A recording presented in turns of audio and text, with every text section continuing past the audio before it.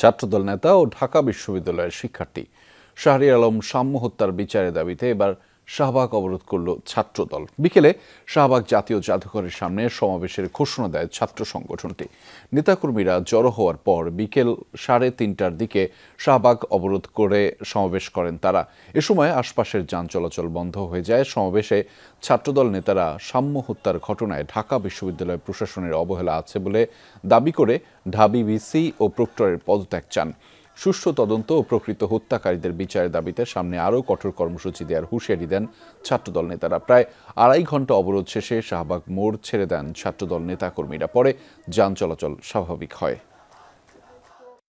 অনতিবিলম্বে যদি খুনিদের মিডিয়ার সামনে হাজির করা না হয়, ছাত্রদল ঘোষণা দিচ্ছে অতি শীঘ্রই আমরা আরো বৃহৎ কর্মসূচিতে যাব। ঢাকা বিশ্ববিদ্যালয়ের মাননীয় উপাচার্য এখনো পর্যন্ত সাম্য যে ঢাকা বিশ্ববিদ্যালয়ে একজন শিক্ষার্থী হয়ে হত্যাকাণ্ডের শিকার হতে হয়েছে, তিনি এখনো পর্যন্ত সেই হত্যাকাণ্ডকে ধারণ করতে পারেননি বলে আমরা মনে করছি।